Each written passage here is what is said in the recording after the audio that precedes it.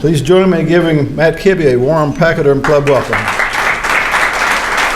And John's also underestimating the strict demands that I have in my contract, because I either need a private jet and a limousine and door-to-door service no matter where I go, or I need beer.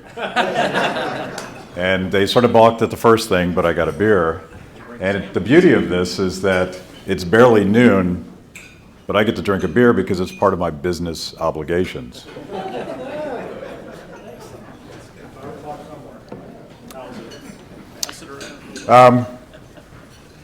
In the 1950s, a bunch of students from Cambodia went to Paris to study at the best universities and study with the best professors. And those professors suggested to these students that they should read a guy named Karl Marx. And so they created these working groups and they started writing dissertations. One of those students wrote a dissertation about the beauty of the pre-capitalist society, of this dream that he had of getting back to life when it was simple, when we were all sort of agrarians working the earth, and we didn't trade for profit, but we did for each other based on our ability and our need. One of those students eventually would change his name to Pol Pot, and he and his colleagues would go back to Cambodia in the 1970s and launch a political revolution that they called the Khmer Rouge, the Red Khmers. And they took over the government. And they took that dissertation and they took those ideas from Marx and they decided to implement them as quickly as possible. You guys know the rest of the story. Pol Pot ended up killing 1 in 4 Cambodians in less than 4 years. Most of them died from starvation because the Khmer Rouge had this beautiful vision of getting people back to this agrarian society, so they cleared the cities. And they executed the entrepreneurs and the bankers and the Chinese and the Vietnamese, because this had to be a pure test of how to get to real socialism, real communism. But people in the cities, as it turns out, don't know anything about farming. And it was just massive starvation. We called them the killing fields. Pol Pot, of course, was partially inspired by Mao Zedong, who had tried the opposite experiment in China with something called the Great Leap Forward. The Great Leap Forward was Mao's ingenious plan to take an agrarian society in China, a country of peasants and farmers, and turn it into a steel-producing superpower that could finally compete with the United States. Mao killed 45 million people. 45 million people. This is the 100th anniversary of the Bolshevik Revolution, and you've probably been reading in the New York Times their series. If you want your head to explode before noon, read this series sort of rehabilitating Marx and Lenin and Mao. As far as I can tell, they haven't rehabilitated Pol Pot. We seem to agree that he was a bad guy, which I guess is a step forward. But 100 years ago, this year, right about this time, the October Revolution was Vladimir Lenin's attempt to take the ideas of Marx and translate them into practice. And I took this opportunity to try to figure out, why was Pol Pot, why was Mao, why was Lenin, why were they so brutal? Why were they so callously indifferent to the fact that they were wiping out their own populations? These are their own people. This isn't war with some other country. You're killing your own people. You're killing families. You're pitting families against each other. You're creating this state of nature that is just so brutally horrific. It's impossible, I think, for any of us to conceive of what that was like. And I went back and read some Marx and some Lenin and his colleague, his co-author of the Communist Manifesto. And I want to just read to you a couple quotes. Lenin said at the time of the October Revolution, "Not a single problem of the class struggle has ever been solved in history except by violence. When violence is exercised by the working people, by the mass of exploited against the exploiters, then we are for it." Was that just Lenin? Was he particularly bloody? Was he a psychopath? Was he different? Was he corrupting Marx? Well, let's ask Marx. Marx himself said before that, "Far from opposing the so-called excesses, instances of popular vengeance against hated individuals or against public buildings with which hateful memories are associated, the Workers' Party must not only tolerate these actions, but must give them direction." Frederick Engels, co-author of the Communist Manifesto with Marx, was more explicit. "If the victorious party does not want to have fought in vain, it must maintain this rule by means of the terror with which its arms inspire." Young people today are romanced by socialism and communism, but my theory is they have no idea about this stuff. They've never heard this before, they've never read it, and they certainly haven't been taught about the brutal practice of socialism as it is played out in the 20th century again and again and again. But when you go back to Marx and you go back to Lenin and you start to understand what Mao and Pol Pot were doing, because the theory of Marxism was a transition from feudal economies to capitalist economies to socialism to communism. And communism was this beautiful thing where we all loved each other and we shared and there was abundance and there's probably lots of butterflies there too. But socialism in Marx was called the dictatorship of the proletariat. And the dictatorship was a violent revolution to rip the habits of capitalists out by the root. There's only one way to change behavior, and that's to kill people.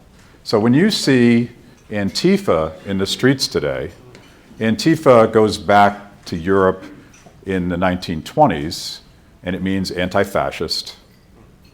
But why do they dress like they do? They wear helmets and masks, they hide their faces. You ever think of anybody that's up to something good if they're going to the public square in a mask? Probably not. But they have clubs and they have mace. They view it as a form of chemical warfare.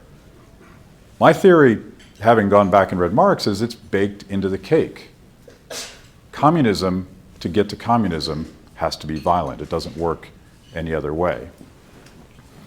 And a lot of you have heard these stories because we used to learn more history in public education. But young people today, there's a foundation that does a lot of great work called Victims of Communism Foundation. You've probably seen their stuff. They just released their second annual poll with YouGov looking at the attitudes of millennials.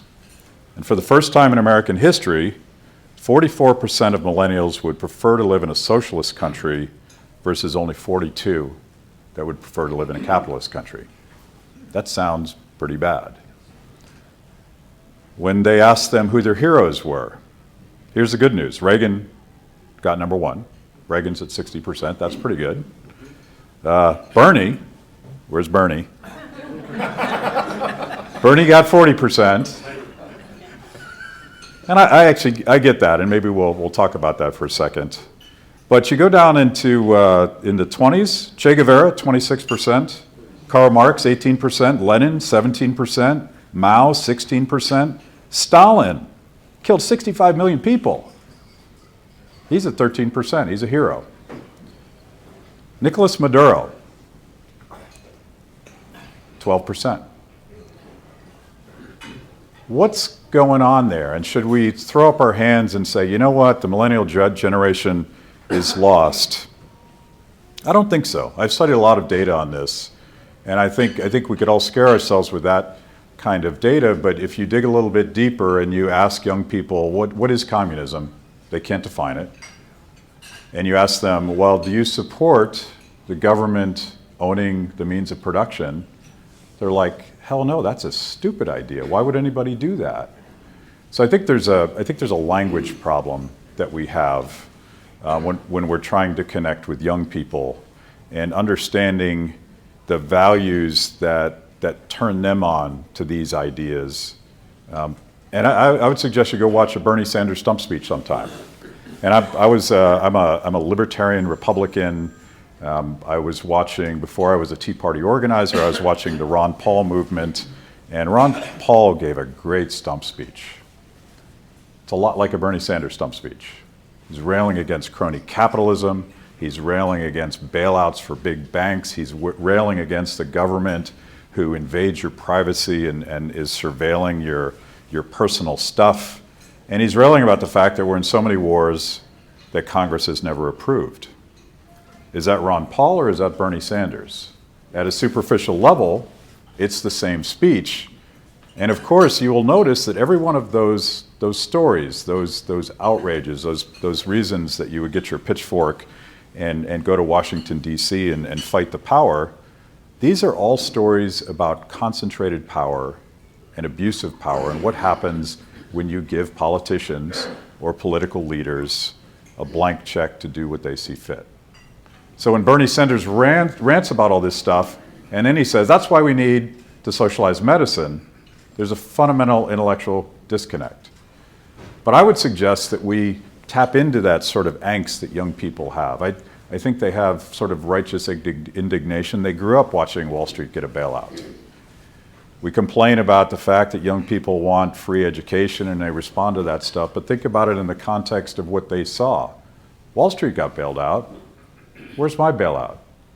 I got 50 grand in student loan debt. Wall Street gets bailed out and I pay this off for the rest of my life. So we've sort of earned that, the bipartisan collusion in Washington that does all of these things that grows government. And we as people that believe in freedom and free enterprise and entrepreneurship, we need to have a conversation. You guys need to go home and have a conversation with your kids and your grandkids and their friends and talk a little bit about the history of socialism, but also understand that their definition of socialism is not the same as yours. I guarantee if you ask them, what do you think socialism is? What is democratic socialism, as Bernie tried to rebrand this in a sort of hopeless, contradictory effort?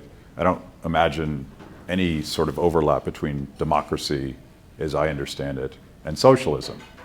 Democracy is about shifting power back to the end user. It's about giving everybody a voice and an opinion and an ability to make decisions. And socialism is the opposite of that. It's to literally beat the individuality out of you, even if they have to kill you in the process.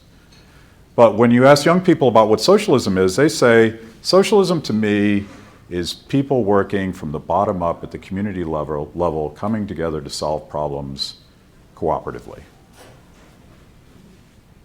That's free enterprise, right?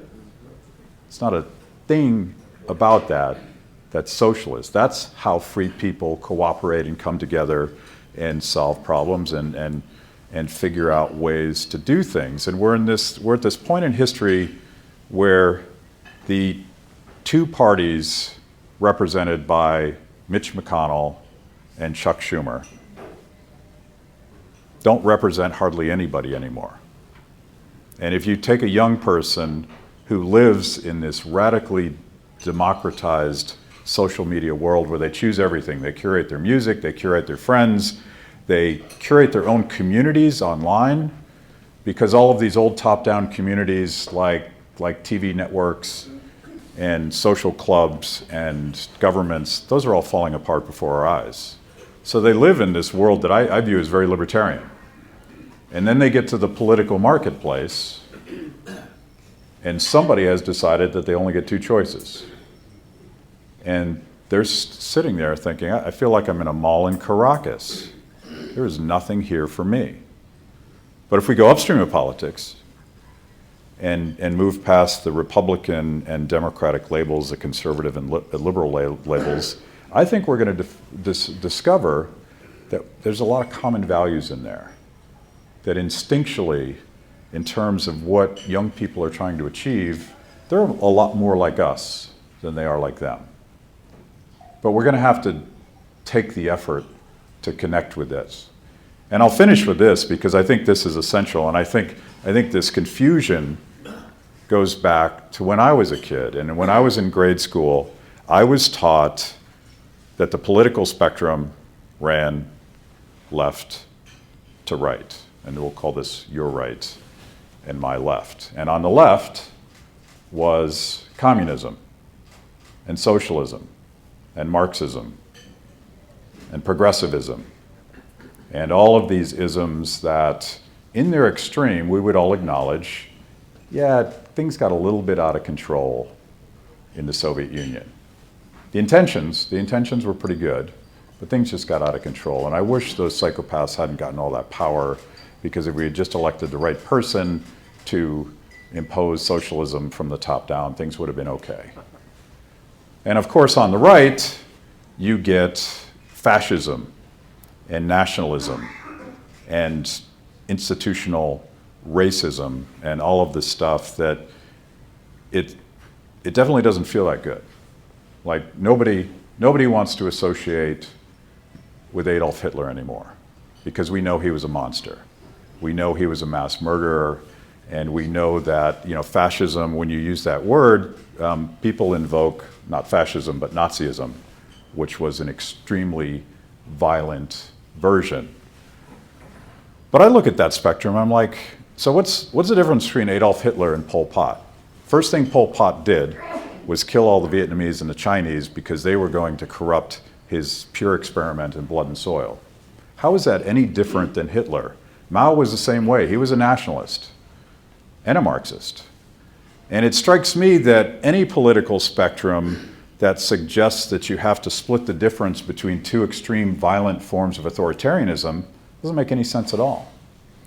So I think we should think about it in a different way. At the bottom, authoritarianism in all of its deadly isms and all of its flavors, these are all wicked societies that replace the individual and your hopes and dreams and your families and your aspirations with some central plan, and with some central planner that has absolute power to stop you from doing what you want to do. And as you move up, left or right, you start to get to cooperation and communities working at the local level to problem solve, and communities that tolerate entrepreneurship and business people that want to try to do things and want to try to take ideas to marketplaces. And if you want to call that socialism, that's fine. But I do think that we need to make sure that people understand the history of socialism in practice. And what I've tried to do since I left my role as being more involved in politics and organizing the Tea Party is I'm convinced that if we can get to the very long tail of the internet where most people live, they're not paying attention to politics, they don't know who the candidates are that are running for office here in Wichita, but those common values, we can reach people on a values basis. We can reach people by telling stories, sometimes horrific stories, devastating stories that probably ruined your lunch. But sometimes we could tell them about the awesomeness of entrepreneurship and the fact that when I was a kid, you couldn't get a beer like that. That beer did not exist, and it would not have happened unless somebody took an extraordinary risk because they had a passion for trying something different, and they knew there were customers out there that wanted that. That only happens when people are free. Doesn't happen when there's a central plan. So that's why I drink so much beer. It's not only because I have an alcohol problem. It's because you go to any of the nano breweries in this area, and you're going to find a lot of young people that are excited about a small business. They view it as part of their community. They love the person that's taken so much risk to make something that no one's ever made before. And I think that's the essence of entrepreneurship.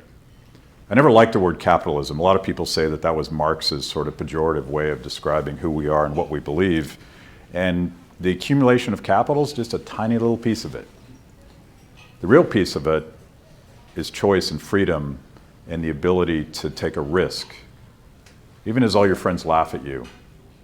The first founders of very hoppy beer I can tell you for a fact that they were mocked. That people thought they were idiots. Their families thought they were idiots. But they did it anyway because that's what we do. We pursue our dreams, and sometimes we fail, but when we succeed, it's as awesome as an IPA. Thank you guys so much.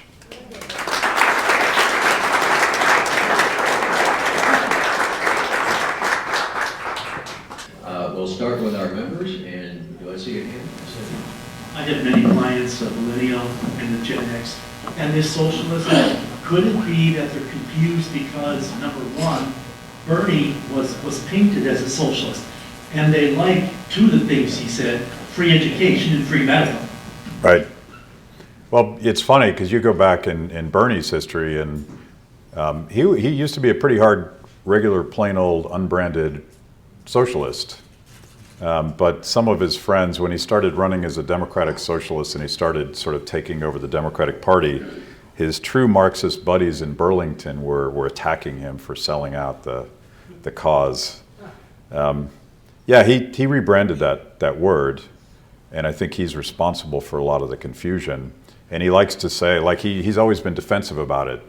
The Soviet Union is not socialism, he says. And we're going to use this in a new video. I like Scandinavia. Well, if you look at Scandinavian countries, there's a lot of interesting things going on. For one thing, in terms of tax rates and regulatory barriers to success, Scandinavia is generally doing better than we are. For another thing, their social welfare net is largely funded by GASP, fossil fuels, produce a lot of oil. Bernie doesn't like oil. So I don't know how you fund all this free stuff, because as Margaret Thatcher once pointed out, eventually you run out of other people's money under socialism. Another question back here. Matt, could you tell us a little bit about freethepeople.org, your organization, but also, I remember Nancy Pelosi telling us that under Obamacare, we would be free to pursue our dreams. You could become an artist, a painter, you just wouldn't have to worry about providing for your health care. That seems very appealing, doesn't it? Well, I paid Bob to ask me that question, so. So my new venture is called Free the People, and it's a team of artists and actors and storytellers and young technologists. I surround myself with young people because they know things that us oldsters do not know. And the idea is to sort of own the conversation on social media and do it through storytellings. I spend some of my time with a for-profit company called CRTV, and that's Mark Levin and Michelle Malkin, and we just signed Phil Robertson. And I'm a little more libertarian than those guys, but I'm part of that community as well. But I also I collaborate with progressives now. I speak to a lot of young student audiences of progressives, and they've never heard about this libertarian thing before.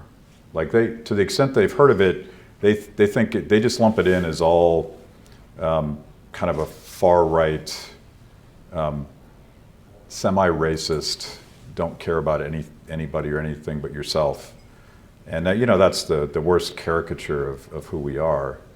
So one of the things you got to do is you got to go talk, and you got to go listen. And I try to do that, and we try to do that with our social media, and we generate a lot of traffic. We're a tiny little organization, but our videos, some of which are on the devastation of socialism, some of which are about beer, we've already generated 85 million views. And if anybody's ever bought a TV ad, you probably understand how much it costs to get 85 million people to watch your ad. I don't know what that number is, but it's a lot more than I got. So I think social media is a great equalizer.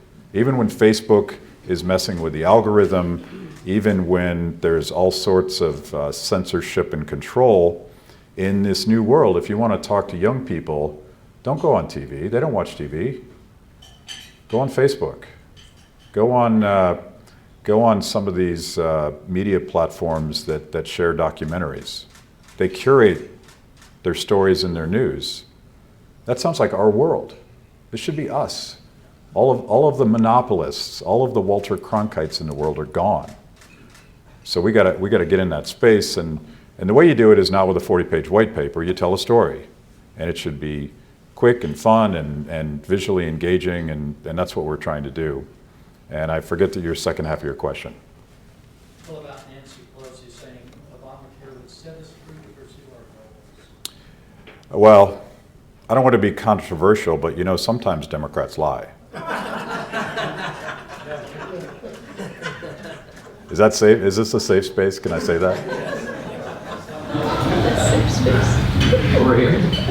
You mentioned CRTV. Could you go into more detail on that? Because there's so many efforts, and there's been controversy about whether Glenn Beck's efforts have been failing. You mentioned CRTV, Newsmax. There's a variety of other options. Plus, there are media news sources, Daily Caller, Examiner, and so on, that are proliferating, which I view as a positive. But I still see talk radio seems to be alive and well, even though the AM band was declared dead back in the last century. So your comments on that would be appreciated. Well, Glenn Beck is a friend of mine, and we did a lot of work together during the Tea Party years. And one of the problems Glenn had is he was first to market. Everybody knew that there is this massive market for right-of-center conservative libertarian voices that was not being served, even with Fox News. Even Fox is a form of monopoly.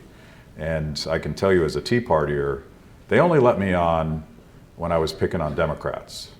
They would never let me on when I was primarying Mitch McConnell and trying to upgrade to Matt Bevin.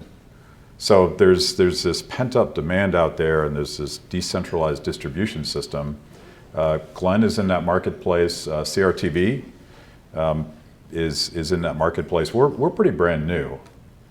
And it'll be interesting to see. Our idea at CRTV is to create a fairly broad platform. We're gonna cover all the spectrum of the liberty movement, from traditional conservatives to someone like me that's very much on the libertarian end of that spectrum. It's a totally unmet market. I don't know if ultimately it's going to be a new network. It may be even more decentralized than that. It may be that young people in their basements with an iPhone are gonna create the next podcast that rules the world. And I think we should just be open to experimentation. Talking to young people today, we should experiment. And the beauty of experimenting all the time is that they will tell you in no uncertain terms whether it's working or not. So you let them tell you what they want and how they want it and what they're responsive to, what they're not. I love it because that's entrepreneurship in a nutshell. When you're concerned about the young people and their attitudes, is it not helpful to think back to the late 1960s and early 1970s, when a lot of the young people were out marching the street, burning the flag, going, ho, ho, ho, what you been? And everybody then thought, well, the country's lost. Well, this generation takes over. And when they took over, they gave us Ronald Reagan. Because in the meantime, they got out, got jobs, and were living in the real world and found out things didn't work the way the professors had told them they would. Isn't that helpful to remember that? Yes, very much so. And I think there's nothing like looking at the huge bite of the FICA tax on your first paycheck to realize that this free government's not so free after all. And there is actually more hopeful data on Generation Z, which is 16 to 20-year-olds coming after millennials. They will be the counter revolution. And I suspect that they will be more friendly to these ideas. But I don't think we just hope that works out that way. I think that would be a mistake. I think we get into the battlefield and talk to them about the values that make America so beautiful. Any other questions? Yes. You mentioned that part of the problem is there's only two flavors. Well, you were an integral part of the Tea Party or conservative movement. Do you see that flowering into another political party? So all the dynamics that enabled the Tea Party and the Ron Paul movement before that, and all the way back to Howard Dean before he lost his stuff on stage. the process we're going through is radical political disintermediation, because the party bosses don't control the narrative and people can self-organize. Insurgent candidates can self-fund the way Obama beat Hillary in 2008. All of that, to me, suggests that despite the barriers to entry that the two-party system has created, you are going to see third and fourth and fifth parties. If I was advising the Republican Party, which I've tried to do over the years, and they've mostly just kind of punched me in the face back, but if I was to advise them, I would say, you know what, there's this vibrant liberty movement out there that the Tea Party represented, that Ron Paul represented, that the broader swath of classical liberals and libertarians represent. And if you would do some really radical things, like maybe not spend money you don't have, or balance the budget, you know, stuff like that the Republicans have never talked about. I'm joking. They always talk about it, but they never do it. The way you stop third parties from breaking apart the Republican Party is by actually doing what you said you were going to do. And I think we're still struggling with that. I, for one, am just flabbergasted at the budget that they just passed. It's something that we would have gone bananas about if Barack Obama had introduced a budget like that. So we got some work to do. If you want the Republican Party to succeed, it's going to have to stand for more than I feel it stands for today. You kind of sidetracked my question. Do you not see a third conservative party being generated? Oh, I think it's almost inevitable now. I think, you know, there's reasons why we don't have viable third conservative parties. It's tough to get on the ballot. It's tough to raise money, and there's, you know, the two parties create barriers to entry, and they're very good at that. But you know, you look at young people; they're more registered independents than there are Republicans or Democrats. That means something. It means something profound. And to me, that's an open marketplace. I think Republicans could fill that gap, but they seem so far to be fighting against it. Generally, I'm not even slightly informed about Kansas Republican politics, so don't take this as a local criticism. I'm thinking about Washington, D.C. Right over here, next question. So thanks for joining us. Appreciate your perspective. Can you talk a little bit about alt-right? I know some of us hadn't heard much about alt-right until recently. And then also maybe touch on, I know libertarianism is genuine, usually good, but there's a thought that maybe it tends toward chaos as well. So how do we put limits on individual freedom to avoid chaos? Yeah. So the alt-right, at least in my mind, is a brand new thing. It was probably less than a year ago that I finally had to watch a YouTube video of this guy named Milo. Like I didn't know who he was, but apparently he was a rock star with the alt-right. And the more you dig into it, the alt-right is a lot of the things that the left says it is. There is a strain of white supremacy, white nationalism, whatever you would like to call it.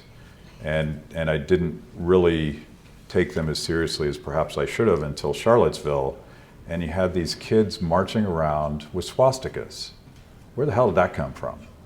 And now granted, I think the press created a monster out of nothing, because you're talking about 150 kids who, if we had all ignored them, nobody would have died, and they wouldn't have gotten featured on Vice, and we wouldn't be having this conversation right now, because it's a fringe element that doesn't matter nearly as much as we think it does. But it is, I think it goes to the same problem that some young people have with socialism.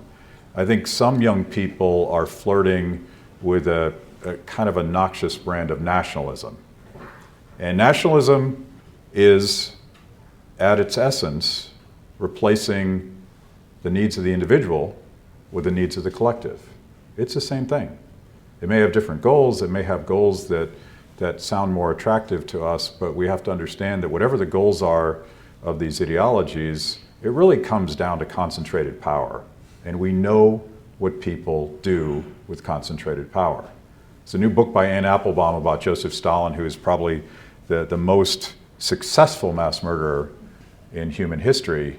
And the left has always redefined Stalin as a deviant, as a psychopath that just happened to get control of power. And what she argues is no.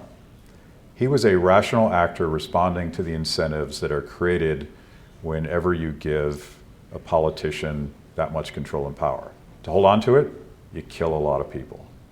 And I think you could call that whatever it is. Any of those isms are the same, and I think we have to fight against the rise of nationalism in our own family.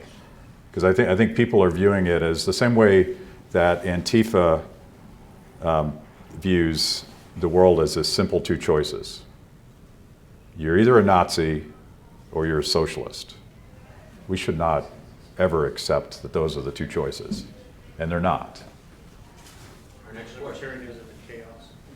Yeah, so I'm a libertarian, and there are some libertarians that call themselves anarchists. And I hate that word, because what a libertarian means when he says anarchism is this process by which communities cooperate and voluntarily associate. And when you think about most things in our lives, it really is driven by that. It's not a rule, it's not a law. No one told us to do the things that we do that hold civil society together. And they're invoking Friedrich Hayek, an Austrian economist, who talked a lot about the spontaneous evolution of the common law. And of course, the common law is the basis for the American system. And his point is that wasn't designed by a politician. That was designed by people cooperating and working through things and realizing that, you know, driving on the right side of the road, that's a good thing. I don't know who came up with it, but we're going to all do that. To more profound things like we shouldn't kill people or take their stuff. So that's what libertarians mean by that, but they can be their own worst enemies, because when I hear the word anarchism, I hear violence. I hear smashing windows and setting fires, and I've never met a libertarian that supports that kind of stuff. Over here. First, thank you for speaking, and my question would give you a little latitude to what your perspective is of Trump, one, and secondly, to what extent do you think his efforts to shake things up will open up opportunities to do the types of things that you're looking forward to doing? Who can shake things up? I missed that word. President Trump. Oh, yeah. You know, the drain the swamp and everybody's anti and so forth. So this may be an unpopular opinion, but I would treat President Trump the same way I'd treat Barack Obama. And by that I mean I will applaud him when he's doing something right, and I will openly criticize him when he's doing something wrong. And I think that, you know, so far my deepest disappointment was the inability to repeal and replace Obamacare. Now, some people would say, well, that was Paul Ryan and that was Mitch McConnell, that wasn't Donald Trump. But Donald Trump is the guy that told us that he could get it done. He was the guy that said, I know how to lead like nobody else, and he made sort of a sophomoric mistake, a similar mistake that George W. Bush did in his second term when he decided he wanted to fix Social Security. He deferred to Congress. He let Congress write the bill. And as it turns out, Paul Ryan and Mitch McConnell didn't actually want to repeal and replace Obamacare. And there was that window of opportunity to do that, and a new president could have come in and said, here's my bill, here's what it does, I need you guys to vote for it. Fast forward to tax reform now, Donald Trump doesn't have the juice he had as a new president. The moderate Republicans have decided that they can hive off. Some of the Liberty Republicans on things like the budget are like, this isn't what we signed up for. So it's more complicated now. And you guys all know the things that we'd all agree that Trump has done well on the Supreme Court and on the regulatory side. There's a lot of good stuff going on, and I wouldn't discount that. But as someone that worked for 10 years to get to this point where we had Republicans in the House, Republicans in the Senate, and what did we run on? We ran on the same things the Tea Party was talking about. Repealing Obamacare, balancing the budget, getting the government off our backs. Where are we right now? I'm sort of hoping we can do better than we are right now.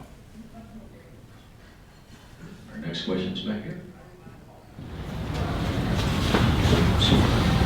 Concerning the multiple party idea that's coming about, whatever else, and then like you talked about the curating or the 5-star rating Uber eating, all that kind of stuff that's going on in the community or whatever else. Do you see, I think it was Learn Liberty did one where they talked about the monkeys versus the lions, did a poll vote, but they ended up having like 5 parties running.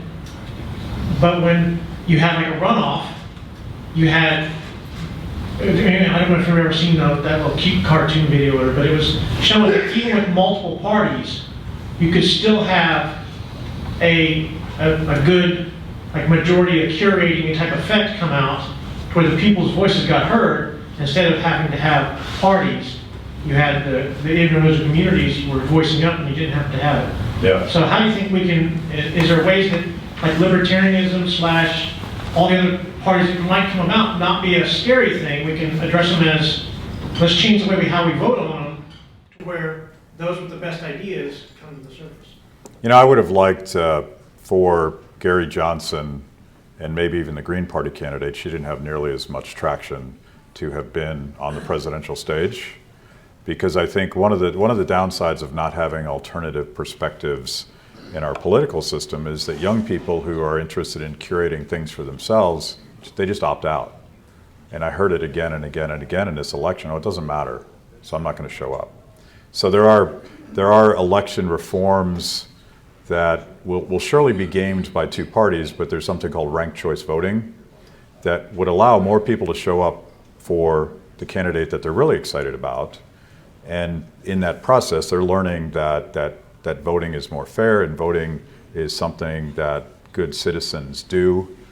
But if someone continues to decide for them who their choices are, you can see more and more people just opting out of politics, which leaves those who show up even more prone to manipulation by interest groups. I think we have to solve this problem, and you go back and look at Hillary's announcement for president. It was a video, and it was beautiful. The music was beautiful, and it was so inclusive. She had snippets of one of everybody and everything, except there wasn't a single white guy in the entire video. And the Democrats have mastered this identity politics where they want to divide us all in these silos based on our sex, our sexual preference, the color of our skin, who our parents were, how much we make, all of that stuff. Well, I think what we're discovering is that, yes, identity politics is the future, but there's not 10 silos, there's not 20, there's millions and millions and millions of silos. We're all a little bit different. And so we're going to have to figure out a way that our politics sort of accommodates the fact that we're all different, we all have different preferences and different goals. But what makes America is those few common values that hold us together. I happen to think that there's a libertarian rainbow at the end of this tunnel, because what liberty explains to us is how all of these people with all of their diverse interests and backgrounds and skin colors, how it is they come together and cooperate. And the Democrats don't have that figured out. I think we could figure it out. All the way back there. Yes. The success of Bernie Sanders, even though he didn't win, and the success of Donald Trump indicates to me that there were a lot of people who wanted kind of a none of the above candidate, or wanted to reject the establishment, maybe is a better way of saying it. Are you encouraged by that? Do you see us at a state where this country is truly ripe for somebody to come in and take that space, that political space? Well, I think all of these things are indications of a fairly fundamental paradigm shift. And I think Donald Trump fits this narrative quite well. And you look at, and this is, by the way, is not just happening in our country, it's happening all over the world. You have the 5-star movement in Italy, you have the Pirate Party in Iceland, you have neo-fascists and Marxists and libertarians and conservatives. All sorts of flavors of politics are emerging. And that's certainly true in our country. And the Tea Party movement, I think, was one of the most profound social movements in American history, right behind the Civil Rights Movement. And it couldn't have happened without technology. Without every Tea Party mom I knew used Facebook as an organizing device, and every Tea Party I knew was more organized and bigger than the county Republican Party. And her investment in that was just time, it wasn't resources. Donald Trump is part of that, although he's kind of a unique character because he had a classic celebrity status going into this race. But how did he win? He used Twitter. That's a tool that's not controlled by the establishment. So I think we're in the middle of something. We're not at the end of something. We're in the middle of something where more people are going to have more knowledge and more information and more opinions about political outcomes. And it looks like chaos right now. But if you believe that people know how to work stuff out, I think we can work this out too. One more question over here. These, what you call neo-Nazis, and I'm going to mention the Ku Klux Klan, and Woodrow Wilson spoke very highly of them. He was a Democrat, and a lot of them were Dixiecrats. It was my understanding that the fascists were Mussolini and Franco, and that Hitler was a National Socialist Party, was a Nazi, but he was a socialist. Yes, and you point out something fundamental that makes socialists go bananas. But not only was Hitler a socialist, but before Mussolini became a fascist, he was a socialist too. They were all socialists, and the rebranding of socialism to be fascism was really quite pragmatic because they were watching some of these other experiments and realizing that if you really confiscate all of the property, the way Hugo Chavez and Nicolas Maduro have done in Venezuela, things break down. And that's not good for power. So Mussolini understood that we're not going to own the means of production, we're going to control the means of production. I'm not sure there's a fundamental difference in practice, which is why I say that fascism and socialism are really just different flavors of the same thing. But Nazis, they were socialists. Hitler was a socialist. You could quote endless iterations of him saying a lot of the same things that modern democratic socialists say. I think they'd be offended if you did that, so you should do it. Matt, since our theme today has been beer, Yes. would you give us a little insight on the top-down approach to brewing beer in Venezuela? Yes. What that's done? So the whole beer thing, I've produced a series of videos called Beer is Freedom. And part of it is because I love writing off my beer drinking as a tax expense. But part of it was triggered by an article I read about a year ago. Maybe you guys saw this article. It was an announcement that the one Venezuelan beer producer, Cerveceria Polar, could no longer acquire the ingredients to produce beer. And Venezuela happens to have been not only one of the wealthiest nations in Latin America, it was the highest per capita consumption of beer. Beer was a national treasure. Beer actually made Venezuela work more than oil did. And they couldn't make any beer. And the cost of beer, producing beer, had gone up 6,500%. I don't know what that means, except that it means there's no freaking beer in Venezuela. And I thought about it in the context of the United States, where not only is there beer on my podium at a Republican luncheon, if I were to go down the street to the local liquor store, I would discover a shrine, a refrigerated wall of thousands of beers, most of them made right here, most of them made by young entrepreneurs that were free to do that. And we developed something, sort of half jokingly, but I suspect it's actually true. We developed a econometrics model called the Beer Freedom Index. And I suspect that it's true that from 0 to a zillion, you can judge the quality of freedom and free enterprise in a country based on how many beers you can get. And this is an empirical question, and I'm committed to going out there and figuring out this truth. Thank you guys so much.